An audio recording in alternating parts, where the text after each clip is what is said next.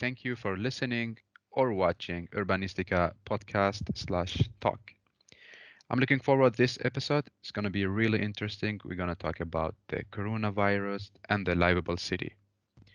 I'm honored and I have the pleasure to welcome my guest, the creative director at Gehl, Copenhagen, David Sim. Welcome to Urbanistica Podcast. Thank you very much. Thank you much. It's a pleasure to be here. Thank you one more time. How are you doing, David? I'm doing all right. Suddenly have a new life. Normally, my life is traveling either between the south of Sweden, Lund, where I live, and to Copenhagen over the bridge every day. But a good part of my time, I'm also traveling around Europe and out in the world, working as a consultant with Gehl. And so suddenly I'm now working at home. And although I'm still working full time, like many people, I'm working in a very different way. And most of my time is spent, like now, in front of a screen, having this kind of conversation. And yeah, spending more time, I suppose you could say, in virtual rooms. Yeah. And that brings with it new challenges, but also quite also interesting new experiences. And I guess that maybe raises a question, which we can maybe take at the end, is when all of this corona thing is over, will we start living different lives? True, very interesting. Of course, we're going to talk about this. I'm interested. Do you think it's many people think, okay, being at home, it's boring. I'm missing my office, people I'm working with. How is the experience for you now? It's a little bit strange, of course, because I have a very sociable work life, both with my colleagues in Copenhagen, and I guess it's because as a consultant, and the kind of the way that a company like Gales works, we've got a lot of different customers, a lot of different clients. We're out meeting people. We're out meeting members of the public, city staff, politicians. We're always meeting new people. So suddenly this is all stopped, or that spontaneous meeting new people has stopped. And now, of course, I'm stuck at home. I would say it's nice as well because I'm connecting with the place. I'm experiencing my home environment, my little house, my little garden. I'm seeing my neighbors that I normally never see. Um, Interesting. I've made friends with the lady who lives maybe 5 or 6 meters across the yard because my French window connects to her balcony. And I Wow. mean, I don't know if it's as inspiring as Italy, but even in Sweden, we can make these balcony neighbors and connect in different ways.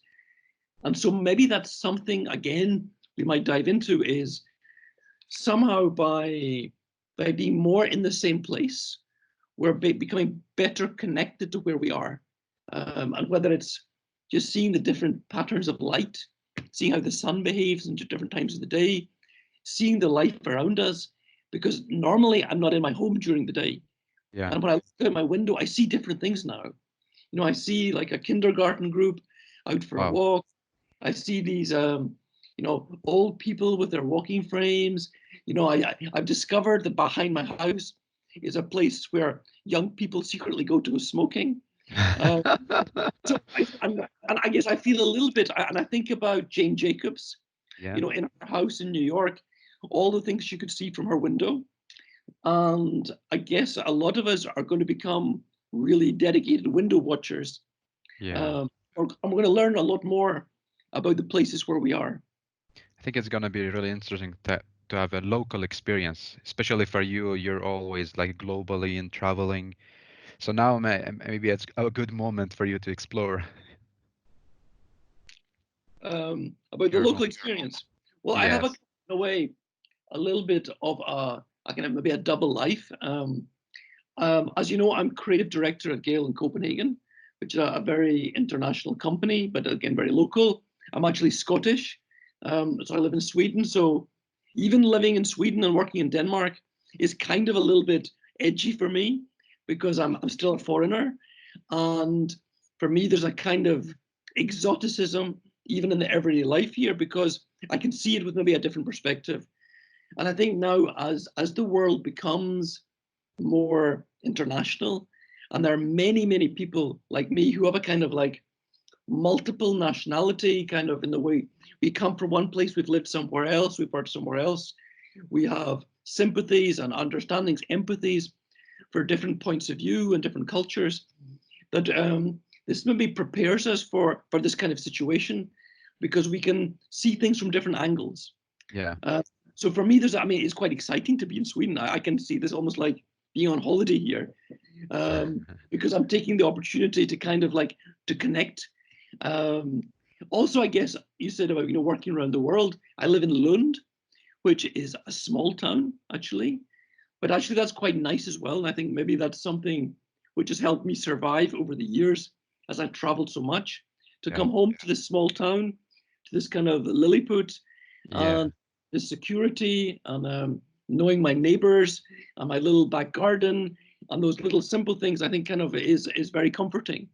So I think there's something about the local connects very much with the global, that the Mm. little homely scale, and if we're comfortable, if our home environment, if our immediate surroundings gives us comfort and security, we can be more open to the more global aspects of life. Exactly. If you're already secure by yourself and from home, so then you can go for the out of your comfort zone globally and reach out. Very Yes. interesting. But David, tell me about what are you passionate about? Is it urban planning or architecture? Well, I guess I mean, more than anything, I suppose I'm passionate about life. Cool. I think life, it's just so amazing.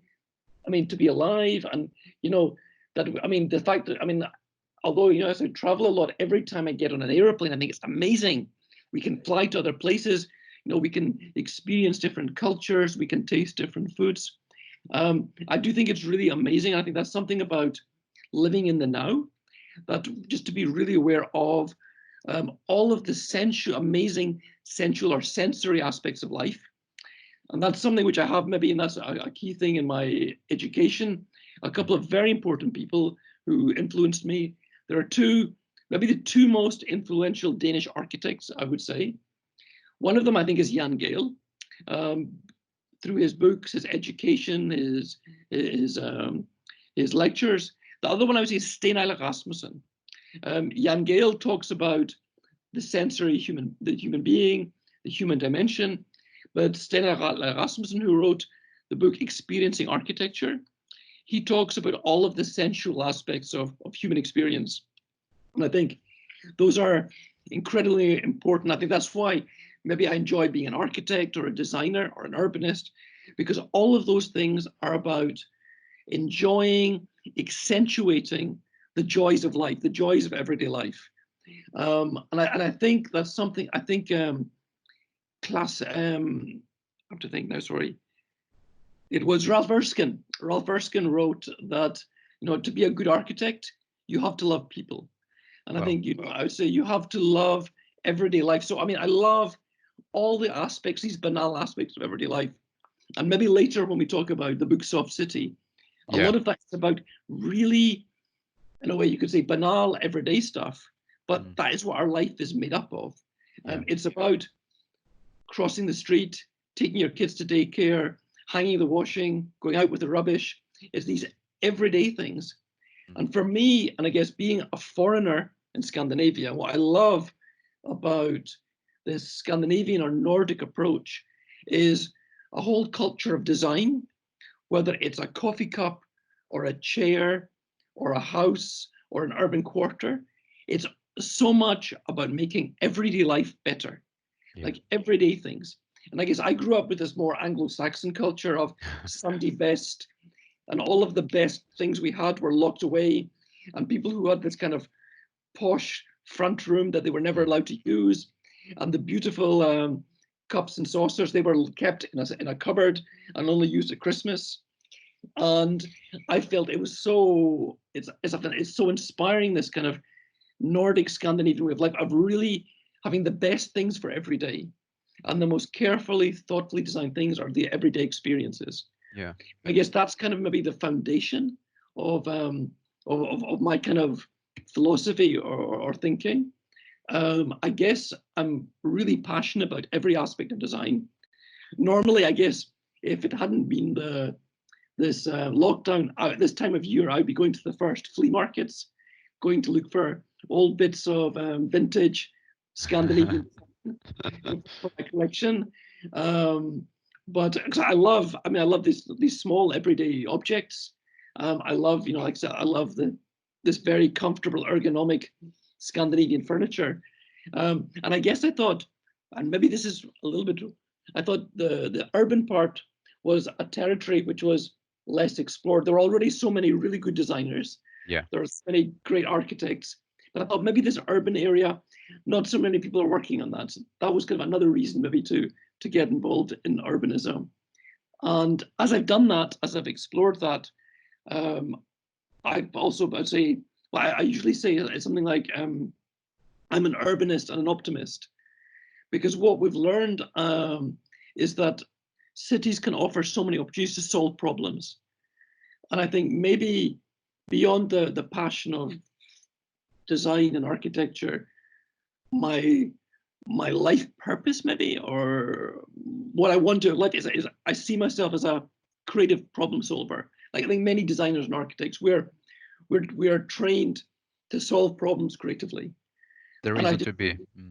exactly, yes, exactly. And I think that cities offer a really amazing platform to solve bigger societal problems, Yeah. whether it's mobility, equality, uh, uh, aspects of economics, health. All of these subjects can be explored, can be improved, can be bettered by working with the city. Yeah. I'm following your career, your project, and reading your books, and now talking to you. I can see your passion to life, to create life and keep the life going. And as you mentioned, the life is about this small interaction between people. But now in a coronavirus city, should we talk about is do you think it should call it social distancing or a physical distancing? That's a really good point. That's a really good point. I think, I mean, it's just first of all, just to remark on this thing about life being really important. Jan Gehl always said, life first, then spaces in the buildings last. And I think it's just important to remember that the whole reason we do stuff, and I say it's true of whether we're designing cups or chairs or houses or streets, it's like the real purpose is to make a great platform for life and to make life better. And I think it's a really interesting question about the social aspect. I guess what's it? There's another song. Is it Johnny Mitchell? I don't know. You don't know what you've got till it's gone.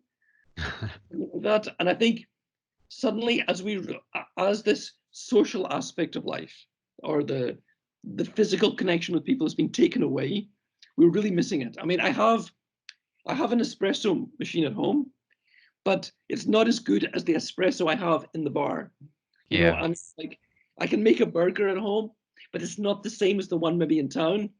And I can watch a movie on Netflix, but it's not the same as going to the cinema Not the and same seeing. experience and magic.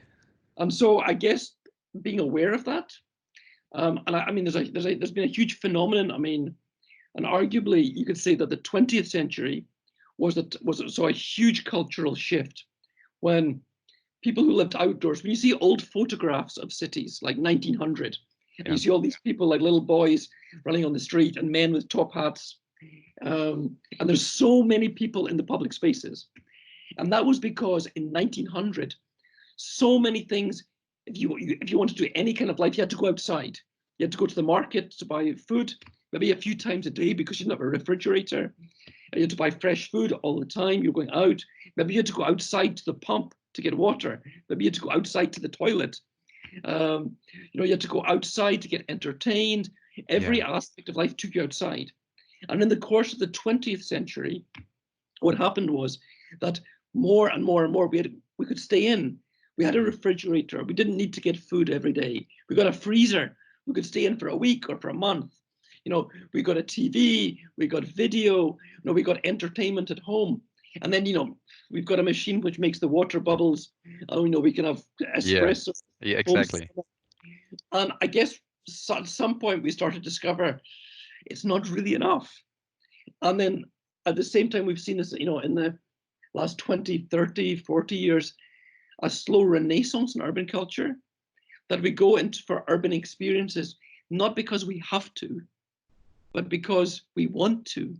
Yeah. And going into town is something we do because it's fun. It's not because we need to shop or something. No, no, no. Just joyful moment, joyful experience.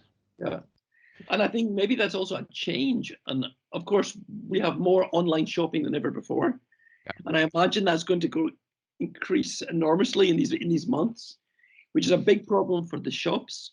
exactly. But at the same time, and in Lund, I mean, we can be, people will be very critical, like, yeah, so many shops are disappearing, Mm. but they're all being replaced with other things, which are to do with experience, cafes and restaurants, salons, like for hair and beauty and Yeah, things, massage. art exhibitions. Yeah. And arguably, maybe these things are actually more meaningful, like, and actually maybe as well, they create more employment, more local employment, because actually, rather than going and buying a sweater which is made in Bangladesh or in China, Mm. that if we consume a cup of coffee with the beans which are roasted locally, Mm. we're actually keeping the money more locally as well. And Yeah, by yeah, buying our sourdough bread, and having our expensive fika, we're actually supporting the local economy more.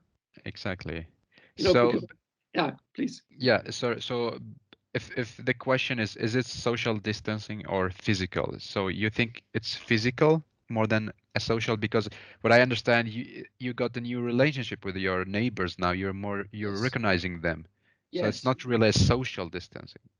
Well, it's something. Yeah, it's a bit of both, and I think, of course, one of the huge risks of the kind of more digital contacts is somehow that's kind of filtered in a way. We're in the same way Spotify chooses the music for us. They think, well, we think you'll like this. Facebook tries to connect us to people we think we know, kind of, or LinkedIn Yeah. connects us professionally with people we should connect with, and the completely serendipitous and spontaneous of meeting strangers, I mean, thrown together with real strangers, is maybe being lost. And that's the part which maybe worries me the most, because I think I mean, I don't have a car, so I rely on public transport.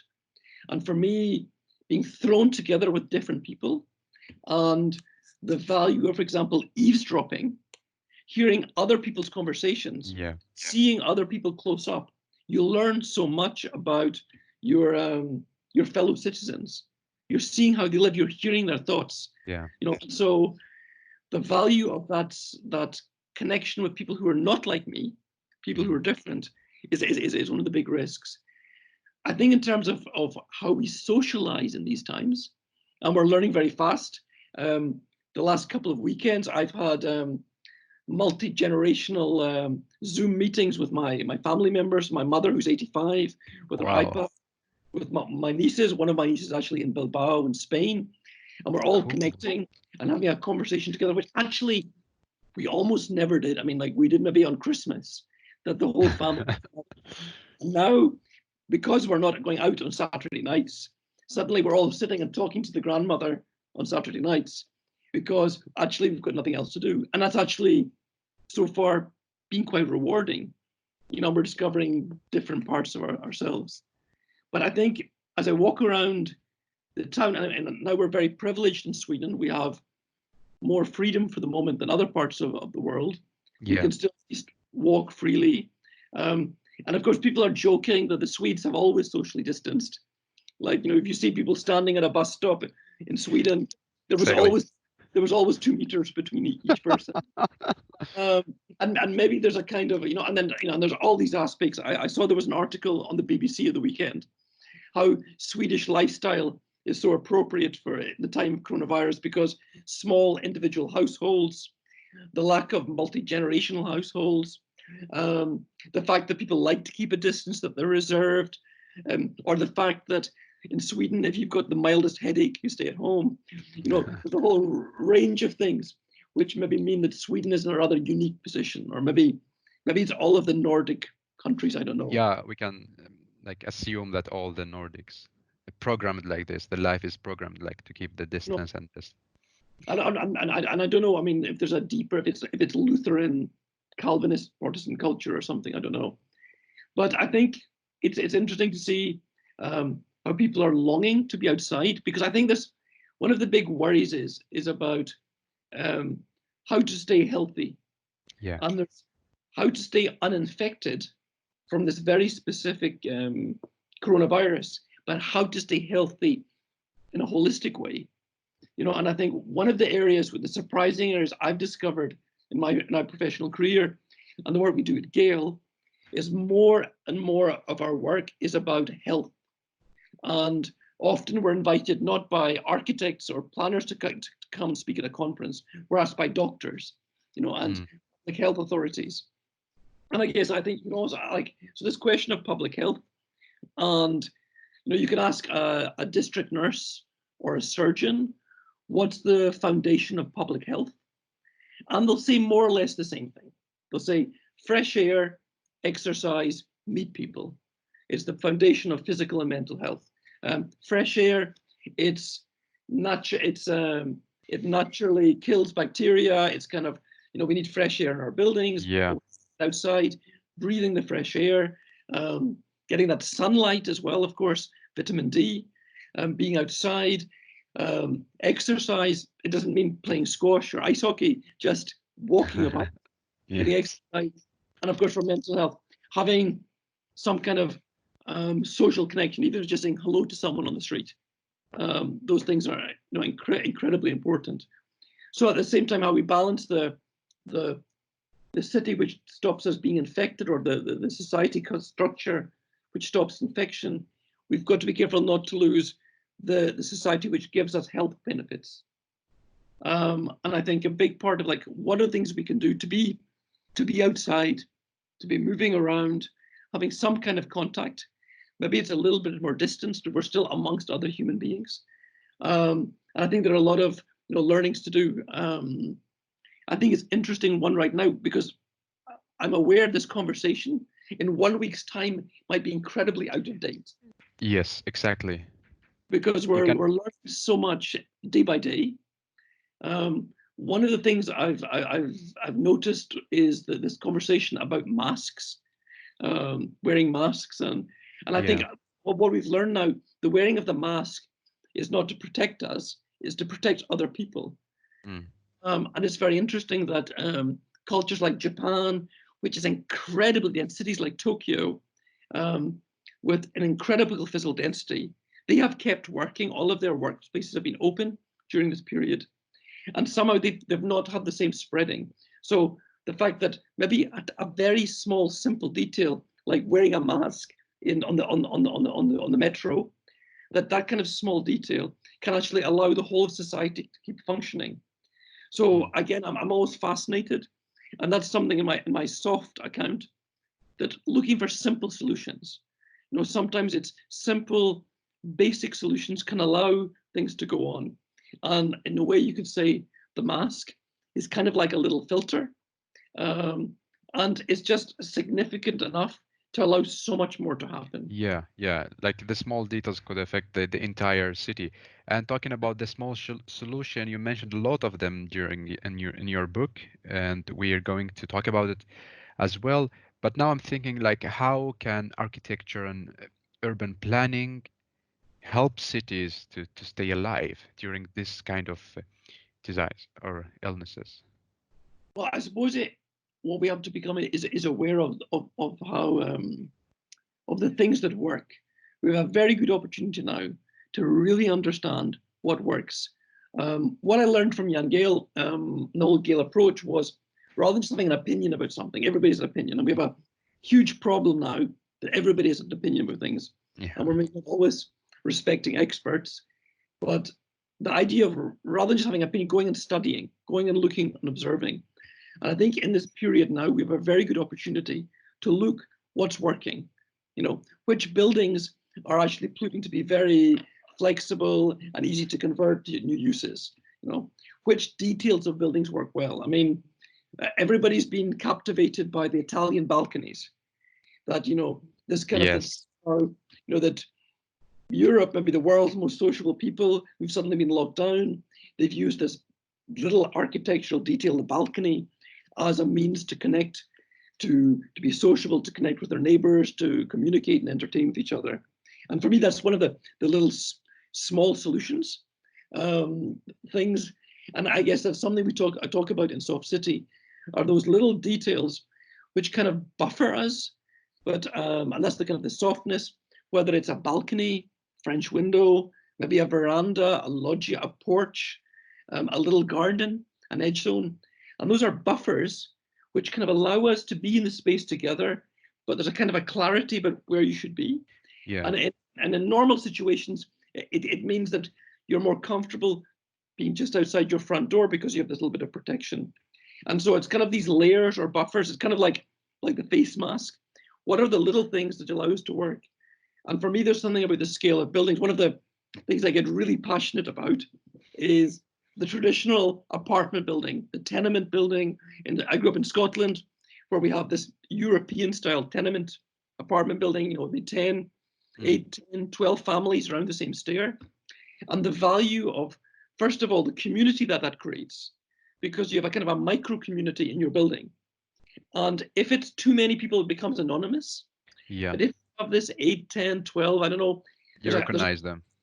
you could have, everybody kind of knows each other.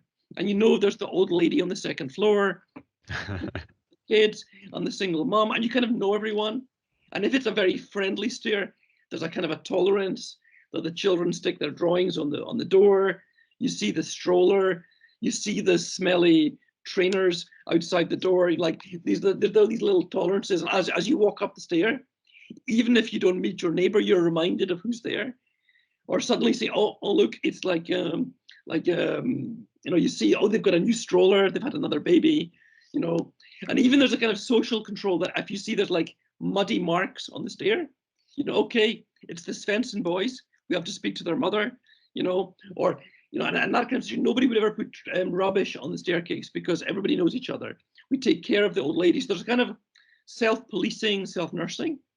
So that scale in itself is very interesting because we're seeing now how people are reacting to dealing with this, and we're having to very rapidly build community connections with our neighbors, and it's through the staircase, that staircase community in the building. It might be through the courtyard, it's the street. So even if we're making virtual communities by making a little Facebook group or a little online group to take care of our neighbors, the structure of that digital group reflects some analog physical reality.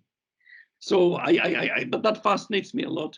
And there's just another detail about the staircase, if you excuse me going on about staircases. If you've got this building with corridors and elevators with lifts, it's very kind of like, there's not really any choice. And it's kind of like this, as you step out into the unknown, it's kind of like you feel you're opening your apartment door or getting it, or the elevator door opens, and it's kind of Russian roulette, if you're stuck with someone. And in this time of kind of social distancing, the classic staircase is actually much more negotiable. And you could joke, I mean, the Swedes and the Finns, we were famous for like opening the door and listening and make sure there's no one in the stair before they go out. But that skill is actually very useful now because we can use the staircase, we can avoid each other, we can open the door and say, okay, go past, I'll wait till you come out. We can negotiate that. It's a very simple instinctive control. We can negotiate the social distancing with the classic staircase, which we can't do with an elevator or with corridors. And it sounds very simplistic, but it's this kind of the choices that a physical environment can give us to open a door or not, to be able to maneuver between people, the buffer zone that a front garden, the opportunity a balcony gives you, having a window with shutters. I mean, there are little details which give the individual a lot of control and have these kind of subtle maneuvers to deal with comings and goings and different situations. So we can be more sociable, less sociable. I guess in other situations, maybe we've got very certain neighbors who are kind of desperate to be social and are waiting with the door a little bit open, hoping to catch someone. And that's great as well. It's about how very simple details allow us to negotiate different situations. So that was a very long answer. I hope that wasn't too much. Yeah, so no, it was a great answer because you mentioned so many different elements that function actually during this time with the coronavirus.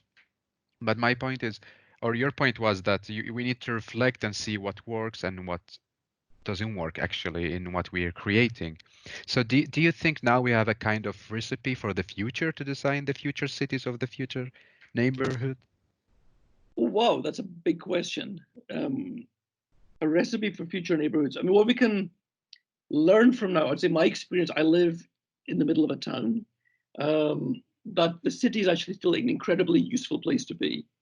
Um, we have, our preppers, people who are looking to live away in the countryside and stockpile food and everything. I find in this time of difficulty, it's incredibly useful to be in town. Of course, it's nice to know that there's a hospital close by, but the fact that we have all of the resources which make society useful close at hand. We also have lots of different people with different skills who could be relevant in our lives close at hand. So I feel very optimistic that the future of cities is good. We maybe have to look at some details of how we design them, specific things, but on the whole, the phenomenology of cities, I think, is important. I would be really scared.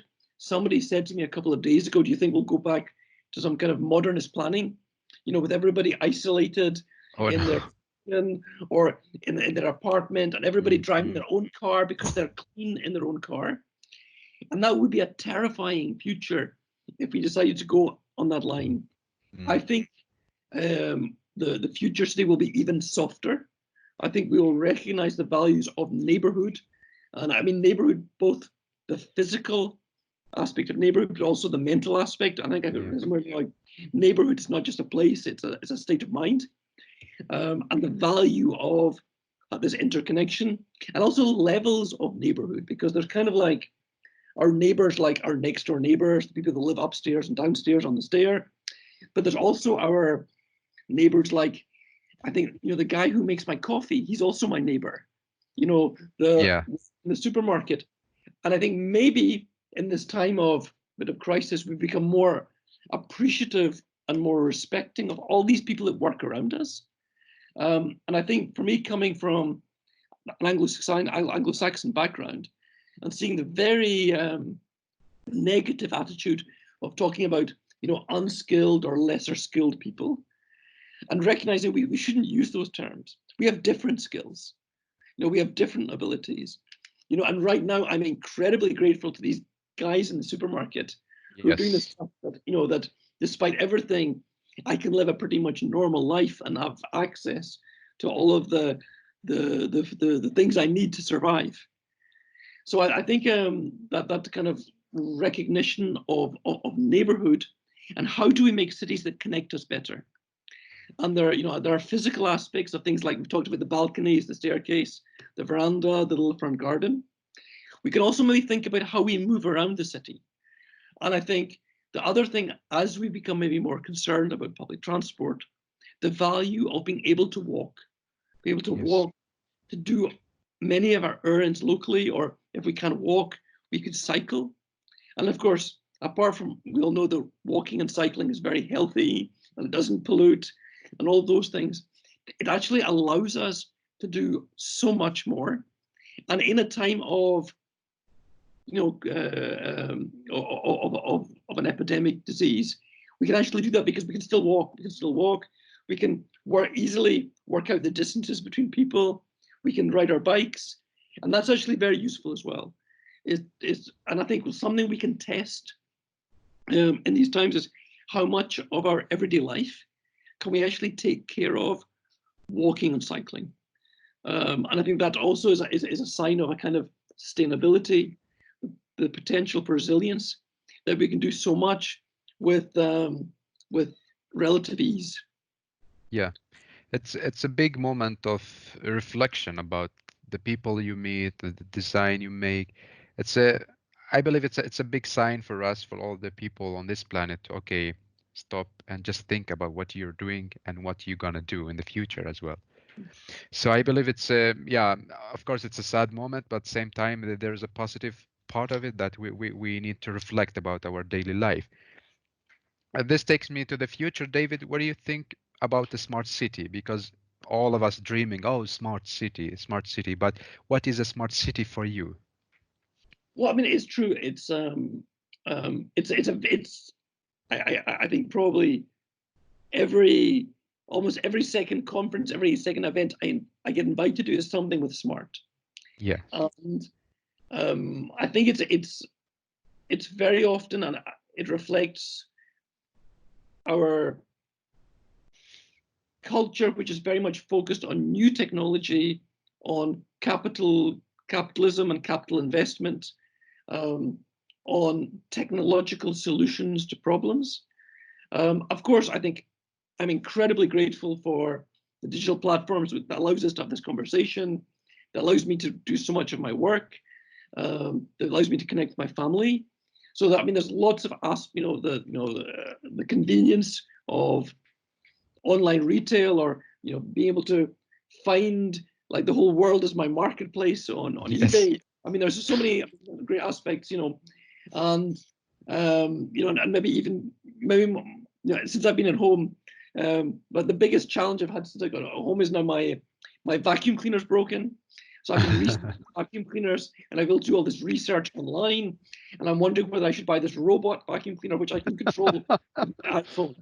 So there are lots of, I mean, of course, technology brings with it lots of benefits. Yeah. But I get the point is they're not enough. We can't see them, only those things.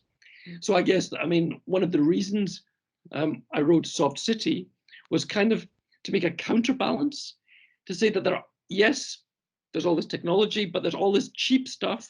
There's this easy stuff we can do. And don't forget the human dimension, the human connectedness. We can have an extremely complex computer-controlled, air-conditioned heat pump system, or we can have windows that we can open ourselves. We can have shutters. We can adjust the louvers. There's simple solutions to things. We can have high-tech mobility systems, but things like having the little medium strip down the street so I can cross the road almost anywhere, or the continuous pavement, the continuous sidewalk and street corners, which means kids can walk 10 blocks to school without crossing the street. There's lots of really, really simple stuff as well. And also just to make room for that simple stuff, which may also help us connect better to people, place, and planet, to in our everyday lives. So I think, and I guess one of the reasons we chose the name Soft City, the working title for the book was actually The Shit That Works. Okay. And just because it was a way of saying there's all this other stuff, but the trouble is, and I think for many of the people, and there's a lot of people who work with this everyday stuff, with simple, low-tech technology, which is actually incredibly useful. I mean, all over the world, this kind of human scale solutions, the simple stuff that can make public space better. All the people, who've been working, with pilot projects and urban interventions, parklets, all of this stuff, kind of tactical urbanism. There's so many stuff going. I know, which I can you put kind of an umbrella for all of this great stuff. And the idea was that why this soft could be a kind of a simple name to kind of maybe simple, sexy name to kind of encompass all of this quite good stuff that so many people are doing around the world, which maybe gets dismissed because it seems a bit simple. And I think that's maybe one of our biggest challenges, is not to recognize the value of the simple solution. And whether it's wearing a mask on the subway in times of illness, of having a little balcony on an apartment, or a sidewalk or pavement which allows you to cross the street. Simple details, simple things, are often incredibly effective. Yeah. So the solution is not all about going high tech all the time. There is a simple solution. This solution could be very simple. Yeah. And it's same for this on the city scale. Simple things could make the city sustainable and social. Yeah. I mean, I think the things that make great cities work, I mean, you go to somewhere like Amsterdam, and actually, I mean, the basic structure is incredibly simple. It's the same house again and again and again and Yeah, again, yeah. just slightly different. I mean, great city, often, really wonderful cities. I mean, the architecture maybe can be quite vanilla sometimes. I mean, great cities like you go to, Barcelona or, Copenhagen, and of course there's some great architecture, but lots of it is just quite normal buildings, but buildings which somehow support everyday life. They support the public realm, the street.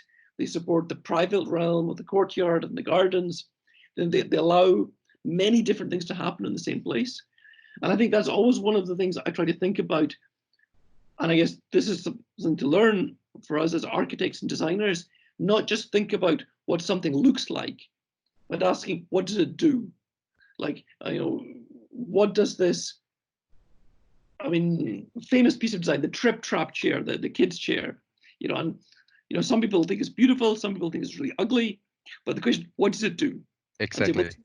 this is an amazing chair which allows children to sit at the same table as their parents, to have eye-level contact, promoting a better relationships. It grows with the child, and so on, so on. So it's not just what it looks like, this nice, simple design with Yeah. Scandinavian wood, but what does it do? Mm. And I think we have to have that same kind of, when we look at our buildings and our public spaces, what do they do? And sometimes we have to recognize that quite modest buildings, quite modest streets and squares actually do much more than the really fancy places. Exactly. Exactly. The more values actually bring Yeah. more values to the city. Yes, exactly. I think that Yeah. values is a good word. I think values is a Yeah. good word to describe it. Yeah. David, what is you're being all around the world? What is your favorite city? Or I know one is difficult, maybe two favorite city that you think, okay, this is a soft city for me. I think it's really hard to choose a favorite place. But I think because you find glimpses of the soft city in many, many places. And I always get really excited when I think, oh, this is another aspect of it. And somewhere at the end of the book, I try to think like I actually wanted to have like hundreds of examples of, here is a glimpse of the soft city.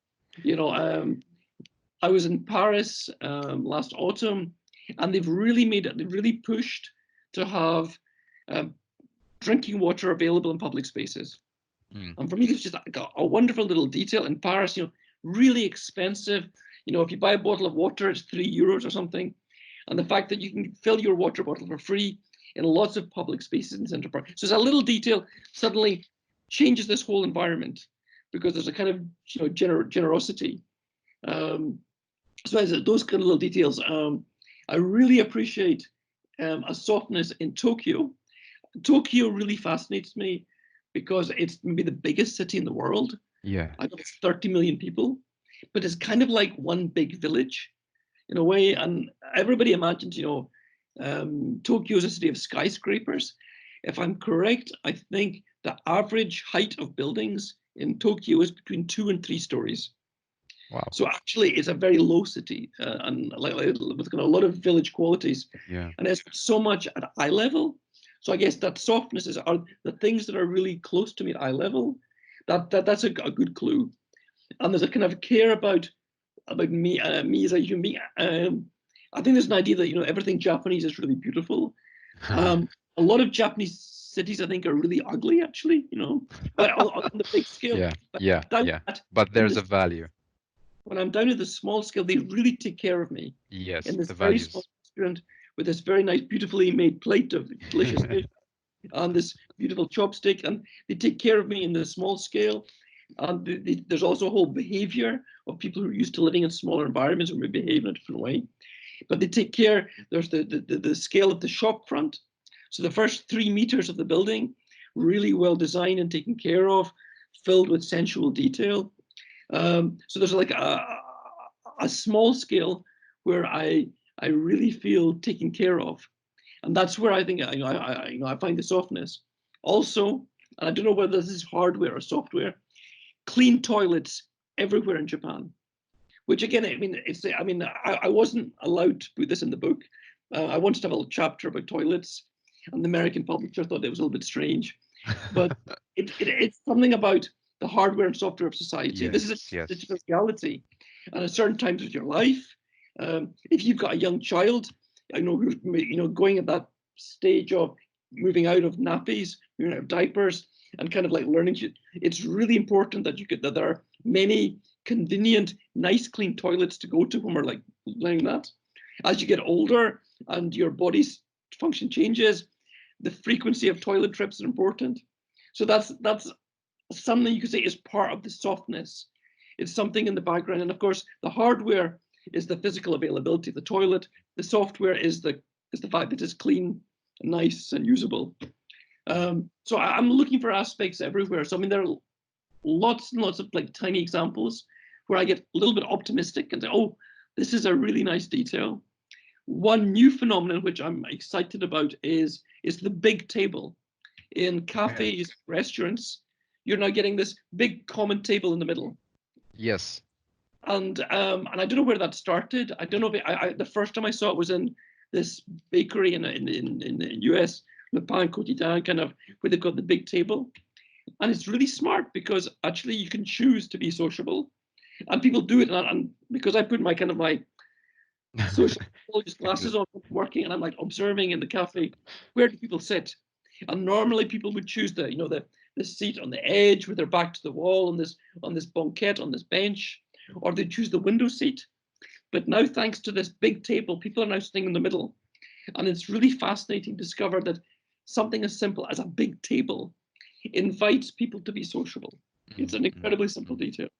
So I think more than, and I'm sorry I didn't answer your question about my favorite city. I suppose I should say Copenhagen, but but I think you can find softness everywhere, and I think you often find that there's a culture of softness, and I think in Copenhagen you see it in the walking street, Strøget. You see it in the bike lanes. You see it in the cafe furniture all year round, the blankets so people can sit outside, a whole range of things, which goes from the very small, the thoughtful thing of having the blanket on the cafe chair, to the bicycle snake, the bridge which crosses the water, like the big pieces of infrastructure. There's a whole culture of valuing these human-oriented things.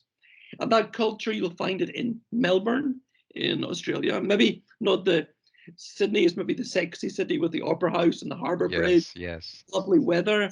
Melbourne's got, it's a much more vanilla city.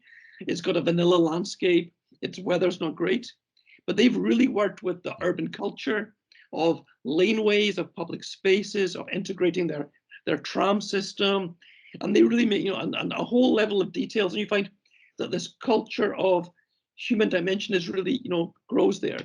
Freiburg in Germany, Curitiba in Brazil. There are cities which really embrace that, and somehow you create a culture around this human dimension. Yes, yes.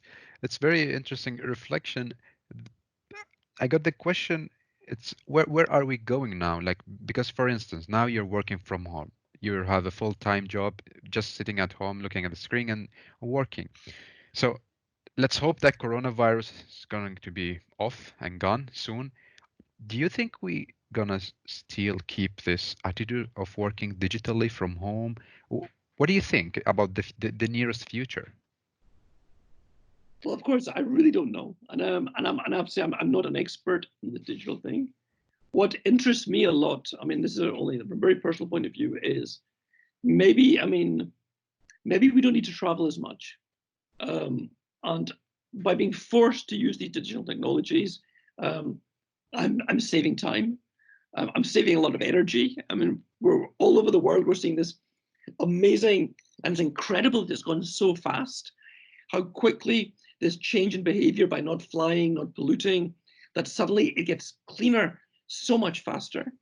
I mean, that's been a really incredible eye opener, and it's made me realize that maybe first of all I can live my life, and perhaps by using more technology I can use less energy.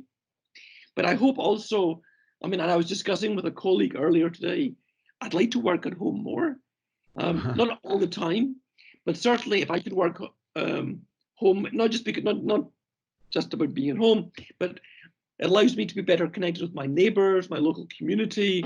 I go to local restaurants. I do other things. And I think that's something about being better connected to where you are is something I would really hope. And for me, that's the balance of the smart and the soft. And the soft, Is yeah. using this technology to give us better connections to where we are.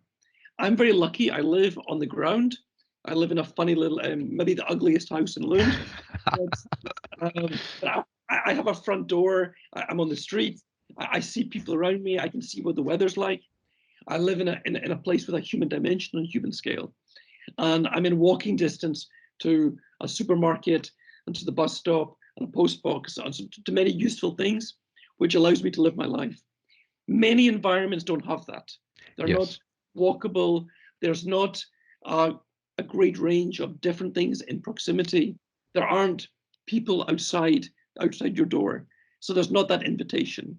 So of course, in some places, if you're stuck on the 13th floor of this tower, looking down at a windswept landscape, that technology might be very negative for you because if you don't go outside, so it's really a question of balance. And I think it's really important that we balance the smart city with the human, the soft city. Yes, yes. That's very it's a good recipe for the for developing the future cities actually. Yeah. Well, David, thank you so much for all your inspiration and facts and reflection. I will not take much of your time. I have the last three questions. The first one is, what is the next step for you now as a David person? Um, well, my next question is to find out if I can live more locally. I think living locally would be one of my big themes to think about. I think is a theme for my work. It's also for my life personally. And I'm going to see now if I can work at home more, also travel less in the world. If I can do more of my job, like in this kind of form, and maybe in this way also help the planet more. So that's something which I'm really thinking a lot about. I'm also thinking about health, my own personal health, because in a funny way, my health is actually quite good. Just by taking this break and having more regular meals, having more time for myself, going for walks. And there's something about, because suddenly the fact that being allowed to go out for a walk, and it's a thing now, you put value on it in a different way. Yes. So I'm really much more conscious about the value of the time I spend outdoors, and the fact that sitting on a bench getting my vitamin D is actually an important thing I have to do. Yes. So healthier thing I think is really important. And again, for me, it's this awareness about simple things. That the very simple things have become incredibly significant. And actually, well, as I'm spending more time at home, surrounded by all my stuff, when we have possessions, and you think about all the expensive stuff you bought, and you try to think, well, which things actually help me live my life in a Yeah. better, Yeah. richer way? Yeah. Yeah. Actually, you find, and I guess maybe I have to do some kind of Marie Kondo in my life, right? Getting rid of stuff and concentrating on these important everyday details, which Mm. allow me to be better connected with with the outside, with nature, with the forces of the planet, with the place I live in, and the Yeah. people around me. Wow, that's a big reflection about your lifestyle, actually. That's really great. And how would you summarize your thoughts and reflection in three takeaway messages for all the people that listening and watching you now? Well, I guess I think they're the same. I think that my answer are the same. I would say, think about living locally, Yeah. like the values of living locally, the potential for living locally, and the things that work and don't work. And for me, this is a really great opportunity when we have this time of suddenly getting this very different perspective, really look into what works, what doesn't work. And so, like, how does my environment allow me to live locally? How much and how much? So that would be the first one. And the second one is the health one. Is this, what are the opportunities to live a healthy life? Um, to what extent is my built environment, my city, my town, my suburb, how much is that allowing me to live a healthy life? Or when am I denied that life? This thing, can I get outdoors? Can I get physical exercise in an easy way every day? Can I come in contact with other human beings easily? And like asking those questions about your immediate environment, I think is really, really valuable, because I do believe that the built environment, the city, has a potential to make a platform for a healthy life, but it doesn't always do that. And again, I think to have some quite critical eyes, think, well, this works, but this really doesn't. And the last one, I guess, I say, okay, I'll take the same ones again, is think about the simple things. That simple things, the simple details. what do we value the most, in this time? What are, the most important things? Like I've discovered my French window with a view out to the, as I look out here, I can look over my computer, laneway, and I see people passing and people walking their dogs. I can wave to the balcony lady. It's just very simple details actually radically change my everyday life. Yeah. I think by being forced to be in one place, we're suddenly really focusing on those things and just being aware. And I think maybe when this is over, there's a time for reflection. Okay, what do I want to make? What can we make better? Yeah. What can we make better? And what things can we get rid of? Mm. And I think it's important as we plan new places in the future. How can we make sure that we how we future-proof places? We have to make sure can we live locally? Can we be healthy? Can we find simple solutions? Yes, yes. Well, that's very, very inspiring, David. Thank you so much. Thank you so Well, thank much. you very much. Well, thank you for Um, creating this platform. It's a great. Thank you. I'm so happy to talk with inspiring people like you because I believe the world needs now for voices like yours to get inspired and to keep going to go through this problem and take the positive aspect from it. So one more time, thank you so much for giving your valuable time for this, and I really appreciate it, David. It's a pleasure. Thank you very much. Thank you. And thank you for listening or watching Urbanistica podcast. I am Mustafa Sherif. Have a good life.